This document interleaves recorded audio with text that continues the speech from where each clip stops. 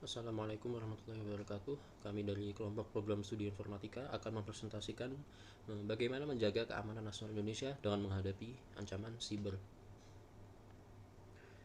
Dari kelompok program studi informatika, anggotanya ada Muhammad Hafiz Arrafi dengan NPM 031, Novaldi Akbar N. Hardin dengan NPM 167, Iqbal Al-Ayubi dengan NPM 217, dan saya sendiri Farhad Al-Ghifari dengan NPM 290. Latar belakang. Pengaruh teknologi telah meluas dalam kehidupan sehari-hari dengan internet yang memainkan peran sentral dalam komunikasi, transaksi, pendidikan, dan yang lainnya.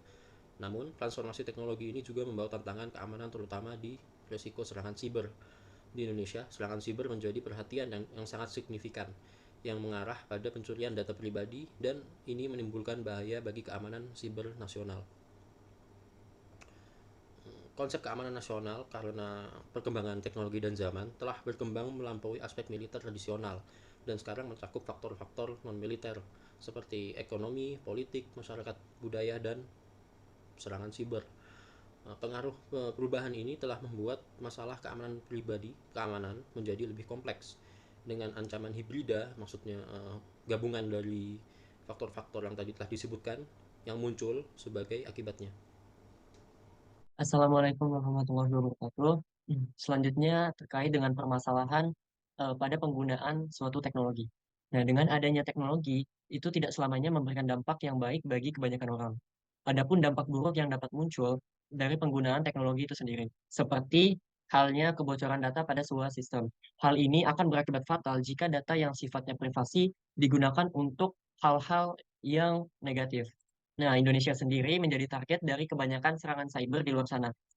Hal ini dibuktikan dengan adanya laporan pada situs resmi milik Direktorat Operasi Keamanan Cyber BSS tercatat lebih dari 1,6 miliar atau tepatnya 1.637.973.022 terjadi serangan cyber di wilayah Indonesia pada tahun 2021.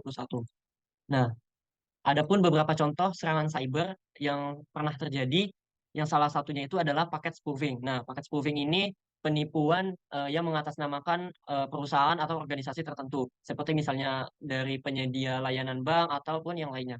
Nah, selain itu ada network sniffers, ada executable code attacks, anti-forensic technique, internet social engineering attacks, ada wide scale use of worms, distribute denial of service atau disingkat DDoS, attacks, kemudian ada hijacking session. Nah, selain dari kedelapan serangan cyber ini, di luar sana masih banyak lagi jenis-jenis serangan cyber yang kemungkinan akan terus berkembang seiring dengan perkembangan dan kemajuan teknologi.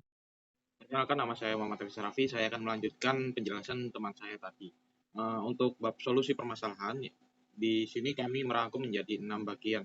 Yang pertama untuk kesadaran dan pendidikan, kebijakan dan regulasi, peningkatan kapasitas, kolaborasi pemerintahan, respon terhadap perserangan, dan juga evaluasi. Yang pertama, kesadaran dan pendidikan. Kita harus memulai meningkatkan kesadaran masyarakat tentang dunia digital dan keamanan yang juga harus dijaga, melibatkan lembaga pendidikan untuk memasukkan materi keamanan cyber di kurikulum pendidikan.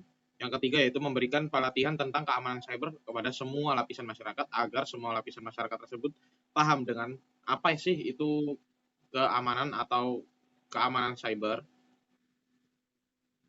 Yang kedua yaitu kebijakan dan juga regulasi. Mengembangkan atau memperbarui kebijakan dalam keamanan cyber, mendorong masyarakat untuk mematuhi kebijakan dan regulasi yang sudah dibuat.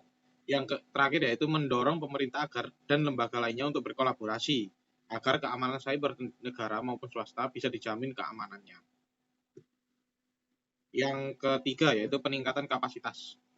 Di peningkatan kapasitas ini ada 3 poin-poinnya, yaitu meningkatkan kemampuan teknis atau sumber daya manusianya agar bisa tetap bersaing.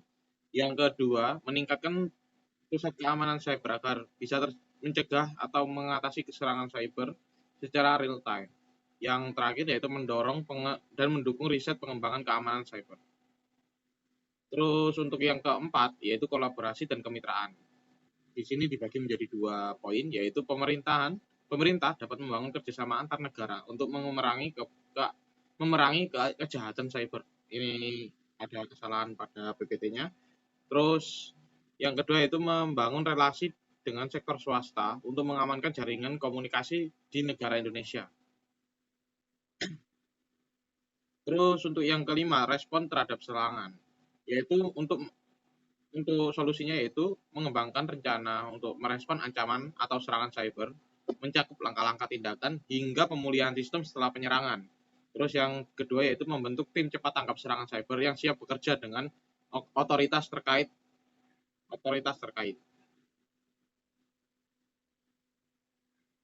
Yang terakhir yaitu evaluasi. Pemerintah wajib melakukan evaluasi terhadap lembaga atau memiliki otorisasi pada pengembangan dan pelaksanaan keamanan cyber guna terus memperbaiki kinerja yang sudah dilakukan.